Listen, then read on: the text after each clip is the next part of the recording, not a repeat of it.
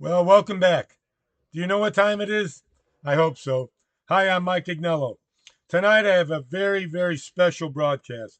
I'm going to try my best to bring you inside the great, the absolute great operation that Israeli special forces pulled out in one of the most densely populated areas on earth and went in and rescued it four hostages, two different buildings, multiple prong operation. We're going to get to all of it. I'm going to tell you about the units that did it. I'm going to tell you how they did it, and the things that went wrong. You know, things do go wrong in the best planned operations, but how they kept overcoming, overcoming, overcoming. And you know why? Because God was with them. Do you hear those words? It's just like when Joseph, the favored son, was thrown in a pit by his brothers and he was sold into slavery. But you know what? He ended up being the one in charge of Egypt and blessed his brothers later and his father. But when he threw him in that pit, there was the words, but God was with him. And I got to tell you, you trouble yourself in the hurt of Israel, I guarantee you're picking the wrong spot because God is with Israel. Believe me or not, history has proven it out over and over again. Listen, some way of doing some homework here. If you want to get in touch with us, Lisa and myself, please feel free. We've got a great email address. I love this. Time is up 2024 at AOL.com. Time is up 2024 at AOL.com. Please let us know you're praying for us or make a request or, you want to get in touch, whatever. If you'd like to have me come and teach and preach at your church, I'd be more than happy. We do an array of teachings about the end days, but also evangelism. Not only coming as an evangelist, but teaching evangelism. That's important. Anyway, let's get on with the broadcast today. So much to cover. First of all, a little cleanup here and some top stories I want you to hear about. Of course, the lawlessness is going on in America. It continues.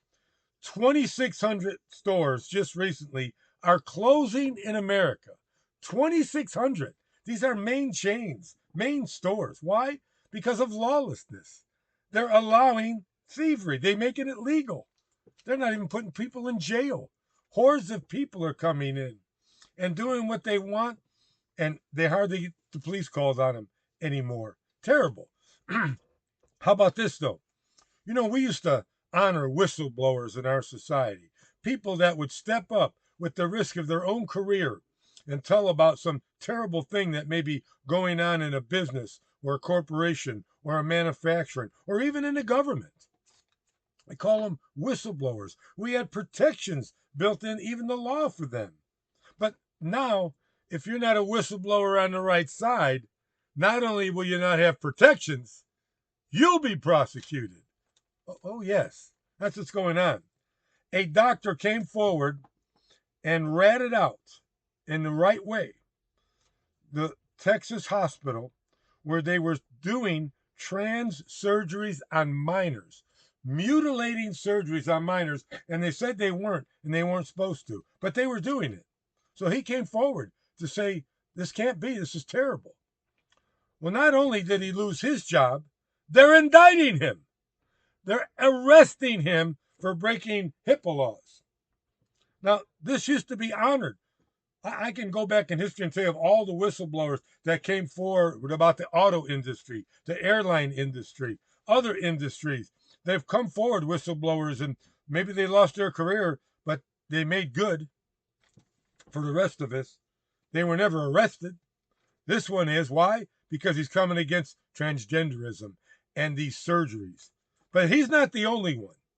Doctors, nurses from all over the country, and the College of Pediatricians, this national organization that has a heart and a soul and a mind, is slamming the false science behind gender affirming care. Care. If you've seen the mutilating surgeries that happens to minors, I think you'd think twice. And by the way, a lot of the minors are thinking twice. Now in their later teens or early 20s, deeply regretting the surgery, feeling that they were pushed into it. Detransitioners, they're called. Their lives are ruined because of being pushed into these gender affirming care. Even puberty blockers that do unreversible things, harm to young bodies, young kids, 10, 11 years old. Come on. But this guy's might go to jail because he stood up and he was a whistleblower. But I guess he wasn't on the right side, was he? Well, the illegals are being offered everything. The billions that are being spent on are just really unbelievable. How about this one? First of all, they're being offered an array of benefits second to none. I mean, all your bills paid for, your housing, your food, cash to spend, all your medical expenses. Great job, huh? In some of the bigger cities, they're staying in hotels. No, this is true. Listen, they're kicking out vets, disabled vets. They're not even getting this good a care. And these homeless illegals in California, a 19-story residential tower. I don't mean some shack. I'm not talking about Cabrini Green in Chicago, okay? I'm talking about in a nice neighborhood, this residential tower. It's offering private rooms, a gym, a cafe, and many more amenities, all at taxpayer, giving to illegal immigrants and homeless. This is we're upside down. We're in crazyville. I'm telling you, and it's all costing us. But now I always want to give you these updates because no one's telling you this stuff. No one's reporting this. They're ignoring all these stories. They really are. But let me give you this. Now there was one story. Oh, this is the story I want to give you before the main story. Anti-Israel mob, and that's what we're a mob, a disgraceful, yelling, screaming, hateful mob, showed up to protest what? The memorial for the Nova exhibit in New York. This is the music festival, the Nova Music Festival, that was attacked by Hamas, where they killed and mutilated and raped 364 people. This was a memorial, shoes, cars. I mean, just all the, paraphernalia that was parted at Nova, and these 364 people that were butchered, brutalized, raped, murdered, hanged, abducted. That's right. And this mob protested it. Have you ever seen some of these Hamas protesters? They're nuts.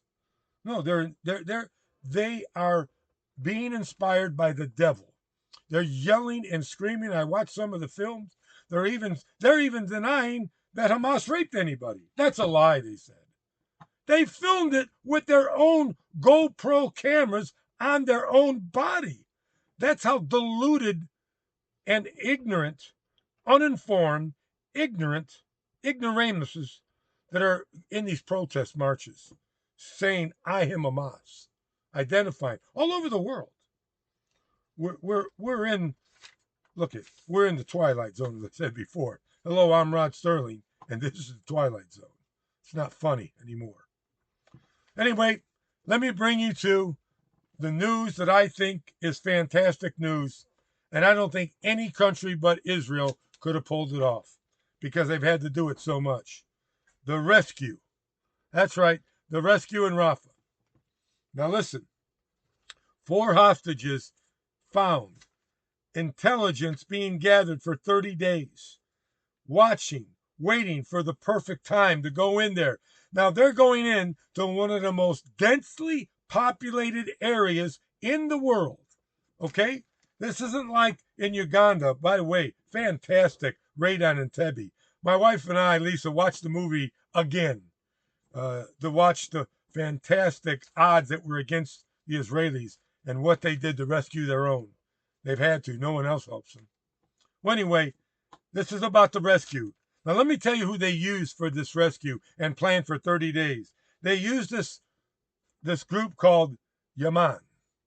And I'll tell you who Yaman is. They were formed in the 70s because of some terrible things of rescues and slaughters in Israel.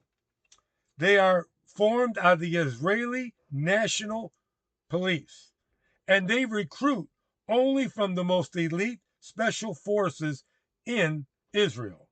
And from there, they only recruit guys with years of combat experience.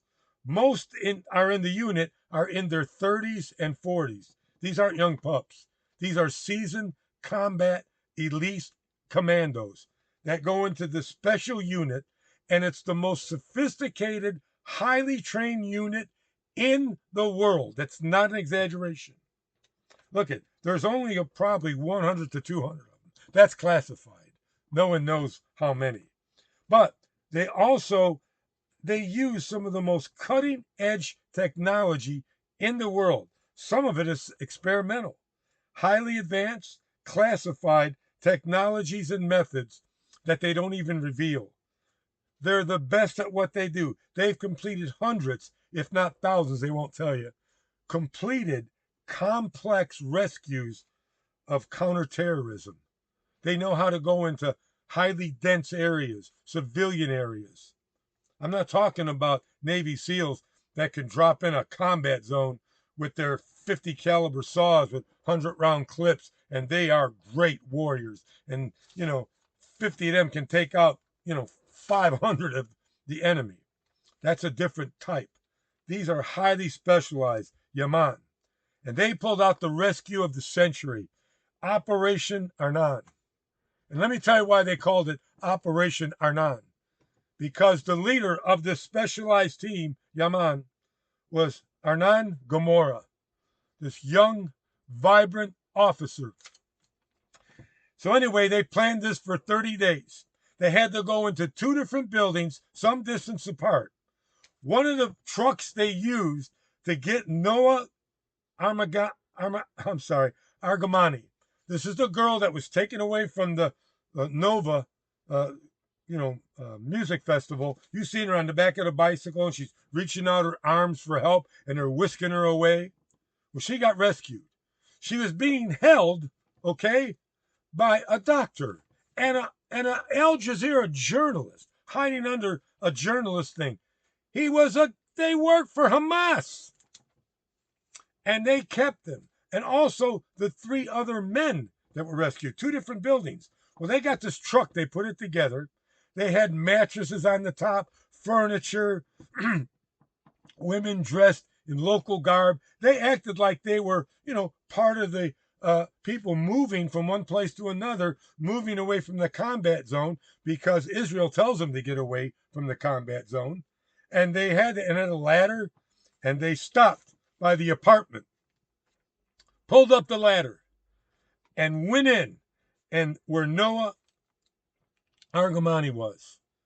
And this specialized unit took him out and got her, and somehow got her out of there, threw her over their shoulder, got her out. But the other team wasn't quite as successful. They did all right, but let me tell you what happened. This is an exciting story. Okay, they're going in, this unit, the specialized unit are going in. It's time. Boom. Hit these buildings simultaneously. Finally, there's some resistance. This is a highly dense area. By the way, Hamas hides in their civilian population. And to say there's innocent civilians is a hard thing for me to believe. There's very few innocent civilians. Remember, they participated in October 7th, these innocent civilians. They were part of the people that went in and butchered people and kidnapped people. Yeah, innocent civilians. Well, those innocent civilians were here also by this house. So they go in, there's disturbance. They're going to be told that they're going to be shown that they're there. Arnon Gomorrah knows he has seconds. He busts the door open where they know they're behind, these 3 men with their hostage takers. He busts in the door. He takes the fire, knowing he's going to take the fire, but giving him that few seconds where his specialized sharpshooting team can take out all the terrorists, which they do precisely. All three are rescued. Arnon Gomorrah is killed because he sacrificed his life. No greater love hath a man that he laid down his life for his friends. Arnon Gomorrah was that person.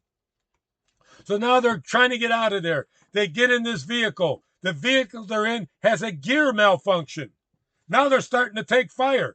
The innocent civilians you hear about, yeah, they all start whipping out AK-47s and RPGs and attacking the truck. So now they're calling in their specialized team. Now the elite commando units have to be called in. Now that truck, gears break down, they bring in an APC, armored personnel carrier. They start going, it malfunctions. Now they're taking fire. I mean, now it's coming. All these innocent civilians are whipping out the guns, whipping out the APGs. They're firing on this specialized unit. Well, here come now the commandos, the elite team. Now they're firing back, and they're taking out the terrorists. And they're killing terrorists, not innocent civilians. Don't believe this stuff. It's a lie. And now the rescue unit, this Yaman specialized rescue, has to be rescued by the commandos. But they had prepared for it. They were there. They were being taken out. They're under fire. They're firing back. Now they bring in the third tier of their operation. The helicopters armed, the jets that are flying overhead. They start firing and giving cover fire and taking out these, attackers so they could be brought to a safe zone. The helicopters come in. They put in the body of Arnon Gomorrah in one of those helicopters. He's dead. And they get them all out. This 3-tiered, precise, exact operation done by professionals. Unbelievable. The rescue in Rafah. Unbelievable. It'll go down in history, just like the raid on Entebbe. A lot of similarities here. They didn't have much help in Uganda at the time. It was 1976. Boy, Israel was swinging its own bat. Very little help from anybody. They had a hard time getting somebody to give them fuel on the way back. They do the operation. They get there. They rescue over 100 and some Israelis in an airport in Uganda, take out and kill every one of the Palestinian, by the way, terrorists, and take out some of the soldiers, and only lose 4 hostages out of 107, I think. 4. Unbelievable. Bring in their C-130s, their jet. They get them on there, but somebody's killed. His name was Yanni Netanyahu. Remember that name? That's right. The Netanyahu family has been making sacrifices for years. It was Benjamin Netanyahu, the prime minister of Israel's older brother. He sacrificed his life. He was the commander of that unit, just like Arnon Gomorrah was the commander of this specialized unit. He was the commander of the raid on Entebbe. He was killed. And he died while he was being extracted on the plane. He died on the plane, but knowing he had freed all the Israelis. Now I'm going to tell you something. I think you better watch yourself if you come against Israel. I tell you, you better think real hard. And as a Christian, don't be fooled. It's God's chosen people. And God is with them. And if you're against them, you're against God. It's really that simple. Well, Mike, you're being... No, I'm giving you scripture. How many scriptures do I have to give you for this? All I can tell you is these times are coming to an end. Don't believe what you read in the papers. Don't believe the broadcast media. Don't believe this garbage. They did a fantastic rescue. They didn't kill a lot of women and children like they're saying. And this innocent population is not innocent. 85% of them support Hamas even to this day. Not all, but most.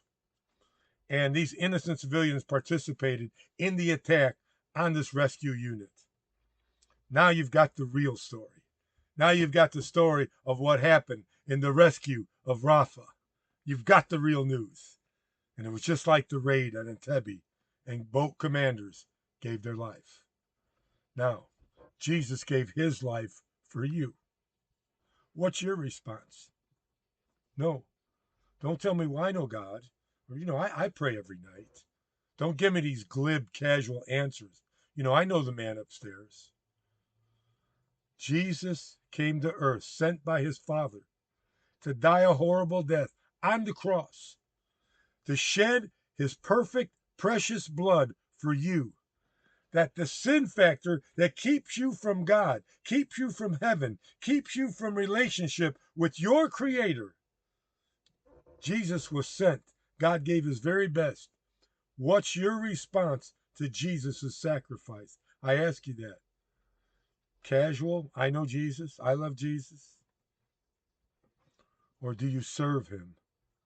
Will you forsake all that you have and follow him? That's the question for tonight. I hope you've been blessed. We'll be back. So much more news coming up. Things are moving quick now. Listen to me. Things are moving quick now. The Antichrist is rising. The spirit of lawlessness is spreading. The anti-Israel spirit is spreading. We're here. Things are moving quickly now. Stay in touch. Stay in your Bible. Read. Get in a Bible-believing church, and get in a church that talks about this stuff. If you're not, find one. You got to get prepared for the days ahead, because, we're going to have some days ahead. But take heart. Take heart. Jesus said, I've overcome the world. If you're his, you've overcome the world. We'll see you next time. And do you know what time it is?